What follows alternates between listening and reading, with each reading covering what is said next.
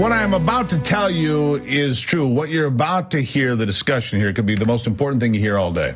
And I say that because there's a move underway to take control of federal lands across the western United States, where the federal government has large swaths of lands in places like Wyoming, Montana, Idaho, Nevada, New Mexico, Arizona, and Utah, where my next guest is from. The House Committee on Natural Resources is opening up an investigation now into a Biden administration proposal that would open up public lands to foreign investment.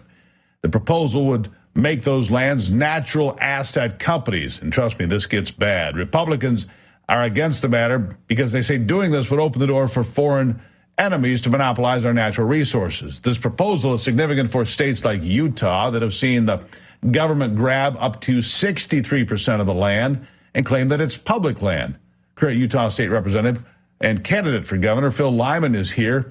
He experienced this firsthand when the feds raided his town of Blanding back in 2009, resulting in some pretty terrible outcomes, including the death of his closest friend.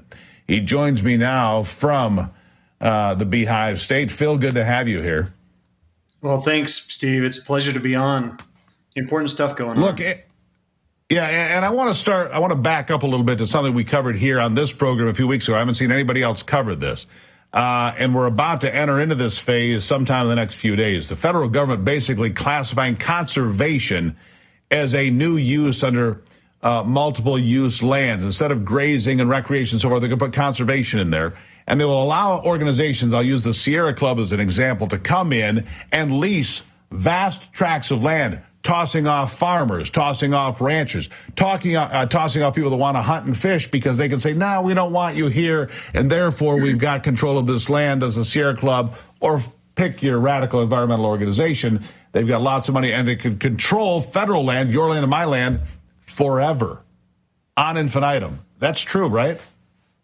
Well, yeah, and it's worse than that, because the proposals that are coming down are not coming from even from Washington, D.C. They're coming from the World Economic Forum. They're coming from China. They're coming from, people that want to own the energy resources of the world. Vladimir Putin, that purchased Uranium One. That's in my backyard. I was at the meetings with Uranium One when they showed up and said they were selling to Vladimir Putin, and Hillary Clinton was brokering the deal. And all these things, you're kind of waiting for the punchlines. Like, the United States would not sell its land and its resources and its water, and yet here we are. And the natural asset companies that came out a couple of years ago, I was kind of yelling with my hair on fire to my fellow legislators here in Utah that, hey, this is a threat. This is huge, and it takes a while for people to recognize what's actually happening. Sometimes we only recognize it when it's too late to do something about it. I mean, that's what we've got to prevent. And states are vital in standing up and saying, you may have this plan, but it's not going to happen in my state.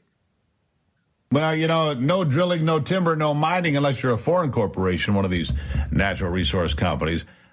Here's the problem. If you want to back up even a little bit farther, Phil, there is no provision in the United States Constitution for this federal government to have these giant tracts of land in Utah or in the other western states, and yet they do. That doesn't exist on the east side of the Mississippi, only on the west side.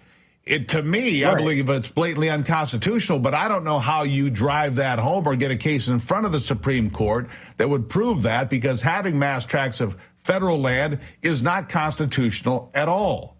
How do you get there? Well, again, states are, sovereign, independent states, and sometimes they have to act like it.